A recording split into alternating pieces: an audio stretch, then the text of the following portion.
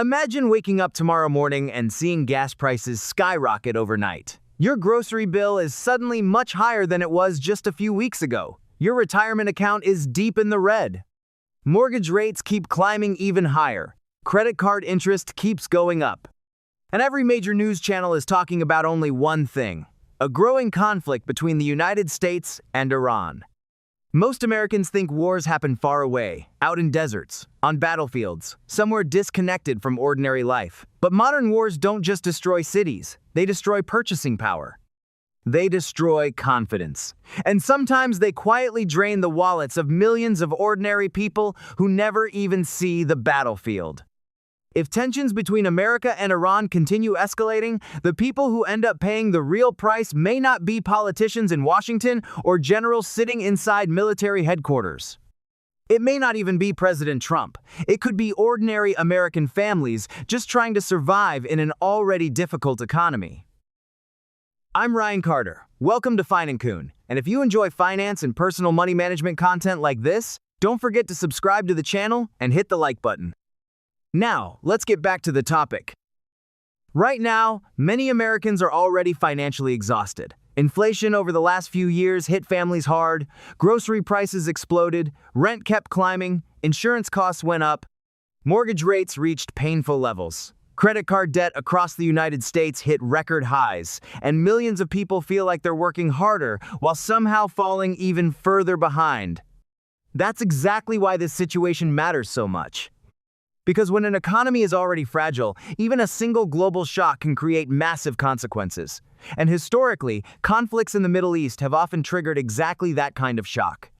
Most people don't think about oil until prices suddenly surge. But oil is one of the invisible foundations of modern life.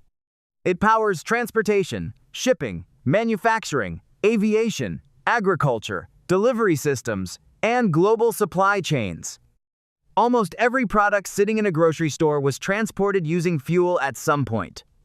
Every Amazon package, every truck delivery, every airplane shipment, every piece of food sitting on a supermarket shelf depends on energy, and that's why Iran matters economically. One of the world's most important oil routes, the Strait of Hormuz, sits directly in that region. A massive percentage of global oil transportation moves through that narrow passageway. Now ask yourself a serious question. What happens if military escalation threatens that route? What happens if fears about oil supply disruptions spread across global markets? Analysts are already warning that severe disruptions could send oil prices sharply higher, and once oil prices start rising, the chain reaction begins almost immediately. Truck transportation becomes more expensive. Airlines raise ticket prices. Shipping companies increase costs. Factories face higher operating expenses. Food distribution becomes more expensive. Delivery services raise their fees. Businesses try absorbing those higher costs at first, but eventually they pass them directly on to consumers. That means the average American family ends up paying more for almost everything. Suddenly, driving to work becomes more expensive. Grocery shopping becomes more expensive. Heating your home becomes more expensive. Ordering food becomes more expensive. Traveling becomes more expensive. Simply existing inside the economy becomes more expensive. That's how global instability enters everyday life. Now imagine gas prices climbing toward $8 a gallon. At first, some people may think that sounds unrealistic, but Americans already saw how quickly fuel prices surged during recent global crises. And today's energy markets are already nervous. Every new headline about rising tensions immediately affects oil markets because investors are terrified of long-term supply disruptions. Even small increases in oil prices can ripple across the entire economy. For millions of Americans, gasoline isn't a political issue, it's survival math. America was built around driving. Millions of people commute long distances every single day. So, what happens if simply getting to work suddenly costs hundreds of extra dollars every month? People immediately begin cutting spending elsewhere. Vacations disappear, restaurants lose customers, entertainment spending drops, families delay purchases, consumer confidence weakens. And when millions of consumers suddenly start spending less at the same time, economic growth begins slowing down. But gasoline is only the beginning. The real pressure starts showing up at grocery stores. Most wars feel distant until they appear inside your shopping cart. That's when fear becomes personal. Food prices affect people emotionally because families can postpone buying electronics or cancel vacations, but they cannot stop buying food. Eggs, milk, meat, bread, vegetables, cereal, frozen food, and household products all depend on transportation costs. And transportation depends on fuel. So if energy prices rise sharply, food inflation usually follows right behind it. America already went through painful inflation in recent years, and the economy never fully recovered. Savings were drained.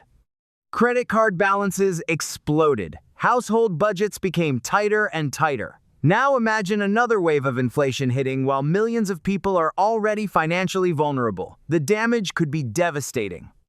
Maybe families stop saving money entirely. Maybe parents start using credit cards just to pay for groceries. Maybe people delay medical care, cancel vacations, or work extra overtime just to survive rising costs. Eventually, those pressures start spreading into the broader economy. Consumers spend less on non-essential products.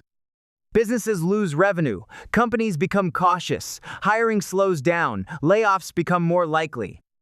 And that's how economic slowdowns quietly begin, not through one dramatic collapse, but through millions of ordinary people slowly cutting back because life simply becomes too expensive. America already spent years fighting inflation. The Federal Reserve aggressively raised interest rates to cool down the economy. Mortgage rates surged, borrowing money became more expensive. Businesses slowed expansion plans. Families struggled with higher monthly payments. Many Americans assumed the worst was finally behind them. But what if inflation comes back? What if oil prices surge again and keep inflation elevated much longer than expected? Then the Federal Reserve may decide to keep interest rates high for even longer. That means buying a home remains difficult. Car loans stay painfully expensive. Escaping credit card debt becomes even harder. Small businesses struggle to borrow money. Economic growth slows down even more. And ordinary people start feeling trapped inside a cycle, where every month becomes harder than the one before it. And that creates another problem many people underestimate: psychological exhaustion. Economies are not driven by numbers alone. They are driven by confidence. When people feel optimistic, they spend money, invest, take risks, and plan for the future. But when people become financially anxious, everything changes. Consumers become cautious. Businesses delay investments. Markets become volatile. Fear quietly spreads through society. And wars create uncertainty faster than almost anything else in the world. Even before bullets start flying, markets react emotionally. Investors hate instability. Companies hate unpredictability. And sometimes fear alone is enough to slow down an economy. Every major geopolitical crisis creates market volatility because investors immediately begin pricing in risk. Bond markets become nervous, stock markets swing violently, retirement accounts fluctuate, and millions of Americans are connected to those markets whether they realize it or not. Pension funds, retirement savings accounts, index funds, and college savings plans are all exposed to market instability. So imagine being close to retirement and suddenly watching your investments lose value because markets fear a prolonged conflict in the Middle East. Imagine spending decades building financial security only to feel uncertainty return all over again. That's the hidden emotional side of economic instability. It damages people's confidence in the future itself. And of course, there's also the issue of government spending and national debt. Wars are incredibly expensive. Military operations, logistics, weapons systems, global deployments, intelligence operations, and energy protection efforts cost enormous amounts of money. So, how does the government finance prolonged geopolitical conflict while already running huge deficits? Usually through borrowing, future taxes, or inflationary pressure. And eventually, ordinary citizens absorb the consequences. Maybe not immediately, but slowly over time. Through higher living costs, through higher interest expenses, through slower wage growth, through weaker purchasing power, the economic burden gradually spreads throughout society. And perhaps the group that feels this pressure most intensely is the American middle class. Wealthy people usually have enough assets to survive crises more comfortably. But the middle class tends to carry the heaviest financial obligations. Mortgages, car payments, childcare costs, tuition bills, insurance payments, retirement savings goals, and healthcare expenses create constant pressure. Many begin feeling like they are running harder just to stay in the same place, and over time, that frustration turns into anger, stress, and social instability. Now, here's the truly dangerous question. What happens if the conflict lasts for months instead of weeks? Short-term crises can sometimes be absorbed by the economy, but prolonged instability is different. Long conflicts keep oil markets nervous. They keep investors uncertain. They keep consumers anxious. And the longer uncertainty continues, the more economic damage begins piling up. Businesses stop planning for growth. Consumers stop spending confidently. Markets continue reacting emotionally. Confidence weakens everywhere. Modern economies depend on confidence far more than most people realize. Once confidence breaks down, even healthy economies can slow dramatically. Most people imagine war through explosions, missiles, fighter jets, and battlefields. But modern wars also happen quietly inside economies. They happen at gas stations, grocery stores, inside monthly credit card statements, retirement accounts, and family budgets. And the people paying the highest price are often not soldiers. They are ordinary citizens struggling to survive rising costs and financial instability. That's what makes economic conflict so powerful. A war happening thousands of miles away can still impact millions of people sitting at kitchen tables across America. And maybe the most uncomfortable part of all this is that many Americans are already financially vulnerable before any larger crisis even begins. Millions are already struggling with debt. Millions already feel exhausted by inflation. Millions already believe the cost of living is becoming unsustainable.